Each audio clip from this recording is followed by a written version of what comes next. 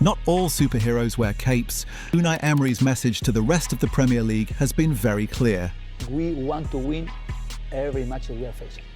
To win again and again and again. He's building an army, not with superstar names, not with a spotlight on his back. He's building a team that is challenging the existing order in English football. Unai Emery, he continues to do a absolutely remarkable job. And you mentioned he took over a team a few years ago that were at the wrong end of the table. And in the space of a couple of years, he's taken them into Europe, he's taken them into the Champions League, the Champions League quarter-finals, and sat here right now in December, Aston Villa are second in the Premier League. A quiet restructuring plan. Unique. He's made Villa Park fearful again.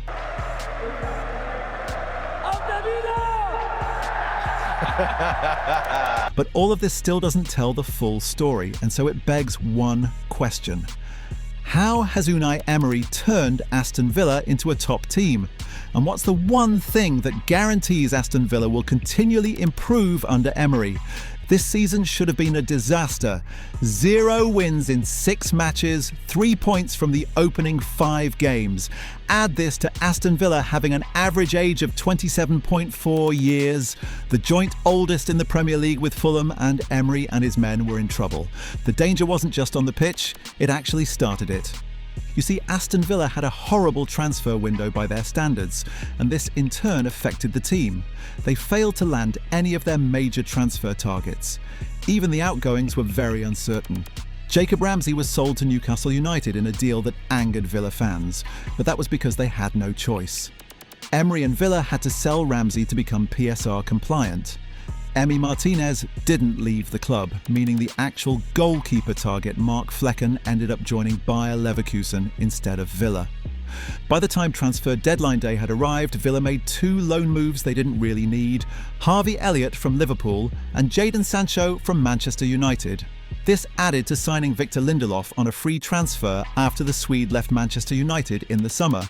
But when you realise that these 3 players, as of recording this, have played a total of just 230 minutes in the league for Villa this season, it's clear these were panic deals. It's also that somehow Unai Emery has managed to work magic and restore confidence to the Villa fans with basically the same team that was underperforming at the start of the season. So how? See, the biggest reason has to be the man himself. Unai Emery is a smart man.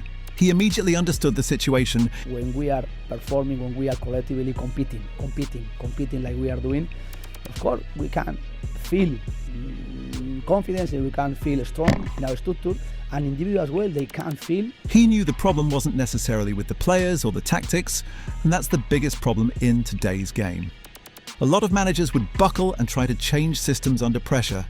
Unai Emery kept to the same game plan. The only thing he did was reinvigorate his team. He had them believing again. He forced the mentality into them. When Emery called his Villa team lazy a couple of weeks back, it sparked reactions. Of players, but do you see what Unai's getting at when he talks about being lazy? Because you could see, well, it is, but you could see one side, seemingly, outwardly at least, giving so much more yesterday than the other team. Some said he'd just run out of ideas and was looking for excuses, but Emery knew this team more than most. He'd built it after he arrived, and so he knew this was a case of getting the mentality right. And then the other issue, the chaotic nature of the Premier League. It's very unstable. Emery knows this too. Even with Villa's early season form, he'd have known that if they could rack up a couple of wins in succession and then build from them, they'd rise in the table fast, and that's what they did. Since losing to Crystal Palace at home on the 31st of August, Villa have lost just 3 times in the last 15. And when you realise that out of these 3 defeats, 2 have been in both the Carabao Cup and the Europa League, it means Unai Emery's men have lost just 1 league game in their last 13. That's insane form, but there's something about the wins too. Something that ultimately revolves around his squad. It's not that Villa have played incredibly well in this streak, it's just the fact that the squad is now experienced enough to know how to handle phases in games. How the goals have come, long shots, crosses, tap-ins. It's been a different variety, a mix. You see, Unai Emery has been genius enough to understand that in a league as chaotic as the Premier League, it'll be dumb to stick to a specific system and wait until it gets caught out. Right from the beginning, he's had a base preset he's worked with at Villa. Emery shocked the Premier League after arriving in 2023 and finishing the season with his Villa team having the most effective offside trap that season. all thanks to his high line. It's still in effect even till now. It's also important to note that injuries played a part in Villa's early season dip, particularly with regular centre-back Pau Torres missing. As soon as Torres came back and got into the team, you could see the Villa preset again. The essence of the high line is that Emery wants to have his centre-backs on the ball to build up from deep. He knows the quality of what he's got too. Centre-backs who on the ball can act like NFL quarterbacks, breaking opposition lines with accurate long passes. It's what he gets with Pau Torres and Ezri Konsa, two ball-playing defenders who can ping balls around. Add this to different options at full-back like Cash, Ian Maatsen, Lucas Digne and Andres Garcia. And each profile suits the system perfectly.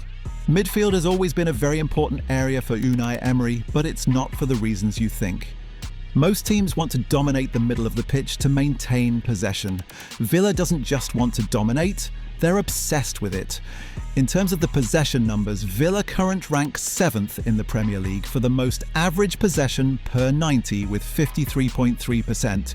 But when you realise that the top 6 teams above Villa are the Premier League's traditional top 6, it paints an interesting picture that shows how versatile Emery's team is. When they play against the traditional top 6 teams, Villa will always be a threat. Why? Because they're obsessed with possession. They don't need it to hurt teams like Manchester City and Arsenal. Now it's a different game plan with these two, both wins by a 1-goal margin this season. A clean sheet against Manchester City, a late winner against Arsenal. Villa didn't just sit deep, they had a team built to adapt to phases in the game that quite simply works. But when they play against teams not in the top 6, that's when we see a different version of Villa, the ones that have to come out with the ball. That's when you see the high line in full effect. That's when you see Emery wanting to play more through the middle. The only problem was that early on, Villa struggled for creativity. That's why they weren't scoring enough goals. That's why it seemed like they were having to rely on bangers from long range until Unai Emery got the balance right. No matter how good the coach is, it ultimately comes down to the players on the team to execute the tactics. And to this end, Emery's got a proper squad.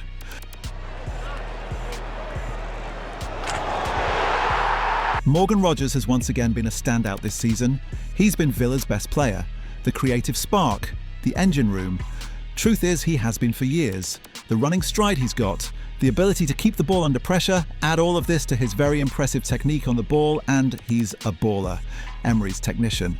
But even more impressive is what Unai Emery is doing with him. Morgan Rogers can play anywhere now. We're talking false 9, left wing, right wing, as a number 10, an 8, and even more. So he's balled out for England the same way he has for Villa. Proof that he isn't a system player. It's the same thing for another key part of Emery's setup in midfield. John McGinn. For Aston Villa, big game player. He does everything now, which almost goes against what he really is. He's not exactly the fastest or the most athletic, but he's a fighter. On the ball, he's got a proper strike too, and in that Villa midfield, he adds legs and is a leader at the base, or Boubacar Kamara. Arguably the best number 6 in the Premier League right now, and that's saying a lot. You add these profiles to players like Amadou Onana, who is now combining tackling with scoring goals. Yuri Tielemans and Ross Barkley have come into the picture to add different qualities to Villa's midfield. In all of this, there's one key thing: experience. Minus Morgan Rogers, these aren't kids. Unai Emery is dealing with pros he knows were bound to adapt to his system. He's now gone on to improve players. It's very evident in attack. Ollie Watkins' form may have dipped this season under Emery, just 3 goals in 15 Premier League games this season, but after scoring a brace in that crazy 4-3 game against Brighton, Emery has assured Villa fans that Watkins and his injury are a work in progress. He will score goals again. It's not that he's worried. You see, Emery had once again found a solution. Last season, even with Watkins scoring goals, he had a John Duran who was taking Europe and the Premier League by storm. He doesn't have that this season, so he's gone about and revamped his squad. Take Daniel Malen, for example. He's scored the most goals for Villa this season with 7 as of recording this, playing in a variety of positions across the attack. Emiliano Buendia has chipped in with 5, the same player who spent most of last season on loan at Bayer Leverkusen. John McGinn, Watkins, Matty Cash and Morgan Rogers all have 3 each. The point is, while the goals haven't necessarily come from one source, they've been equally spread out. It's crazy realising that Emery's rebuilding didn't even start now. Didn't start this season, it started from the very first day he set foot in the club. And when I arrived here, was the first message I sent was it. I want to play Europe. I want to play Europe with Aston Villa. He made it clear it was his mission to have Villa playing European football even at a time when they were battling to beat the drop. We're talking about a Villa team that went from battling relegation to playing in the Champions League in the space of months, beating Bayern Munich in the competition, beating PSG and nearly eliminating last season's eventual champions in a thriller at Villa Park. Say what you want about the man, but for Unai Emery and the rest of the Villa Park faithful, he's a hero, a soon-to-be legend. With his 38 wins, he recently overtook David O'Leary as the Villa manager with the most wins in the Premier League, and Emery did this in 37 games, quicker.